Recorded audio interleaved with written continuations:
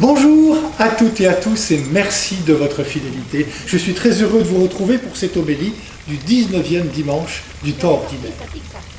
Nous sommes entrés dans cette église comme nous sommes.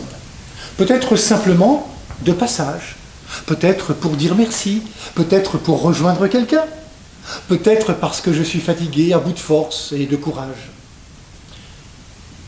Peut-être parce que j'ai envie de prendre de la distance avec ce monde que je ne comprends plus. Peut-être parce que j'ai le cœur serré, touché par des épreuves qui m'affectent. Oui, notre vie ressemble parfois à celle du prophète Élie qui, dans l'épreuve, s'aventure dans le désert et se met à l'ombre d'un buisson. Puisqu'il est un homme de foi, il fait part de son dépit au Seigneur. Maintenant, Seigneur, c'en est trop, reprends ma vie. Élie tourne en rond, il est dans une impasse à l'échelle humaine. La parole de Dieu d'aujourd'hui nous révèle l'initiative du Créateur de toute vie. Il est cet ange du premier livre des rois qui touche le prophète Élie endormi et qui n'en peut plus. Notre Dieu est un Dieu qui s'approche. Dieu qui veut rejoindre l'humain là où il se trouve. Lui qui est invisible pour les yeux se rend visible en son Fils Jésus-Christ. Jésus est l'envoyé du Père. Croyons-nous cela ? Jésus vient de nous le dire dans l'Évangile. Celui qui croit a la vie éternelle. Cette invitation à la foi, autrement dit, à la confiance, Jésus l'a souvent demandé. Souvenez-vous de Jaïr, ce chef de synagogue, qui, désespéré de la mort de sa fille, vient trouver Jésus. Jésus lui dit « Ne crains pas, crois seulement ». Je pense aussi à ce que Jésus dit à Marthe à la mort de son frère Lazare. « Marthe, moi, je suis la résurrection et la vie. Celui qui croit en moi, même s'il meurt, vivra. Et tout homme qui vit et croit en moi ne mourra jamais. » Et il ajoute, « Crois-tu cela ?»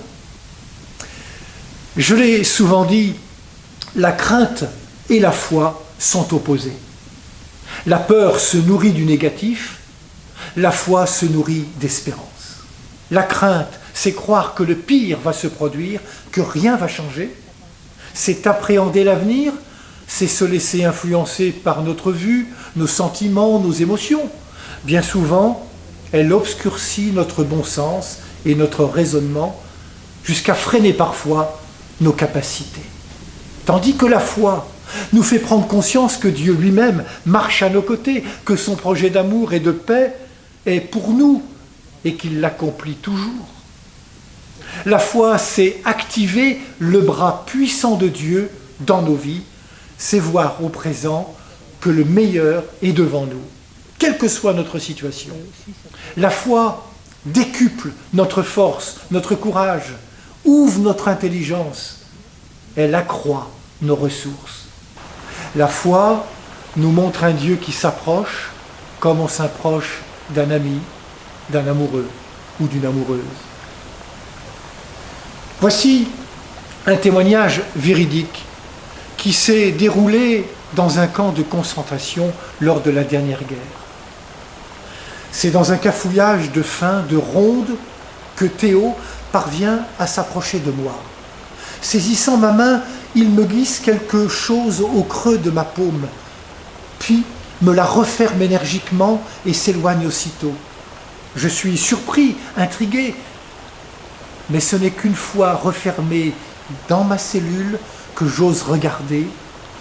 Au creux de ma main, Théo a mis un morceau de pain, de son pain. Ainsi, lui qui a la même faim atroce que moi me donne un morceau de pain, un morceau de sa vie, pour nourrir ma vie, à moi. Posé sur la planche scellée au mur qui me sert de table, ce pain me fascine. Est-ce que par le don de Théo, ce pain n'est-il pas devenu le pain de vie de Jésus donné pour moi? Est-ce que grâce à Théo, je ne revis pas, sans le savoir encore, la passion de Jésus disant « Ceci est le pain de vie donné pour vous » ? À chaque Eucharistie, Dieu invisible pour les yeux s'approche, comme il l'a fait pour Élie ou pour l'ami de Théo, et dépose dans mes mains un morceau de pain. Le pain que je donnerai, c'est ma chair, donnée pour la vie du monde.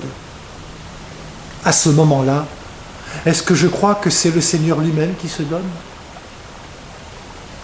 Bon dimanche à toutes et à tous, prenez bien soin de vous et des autres.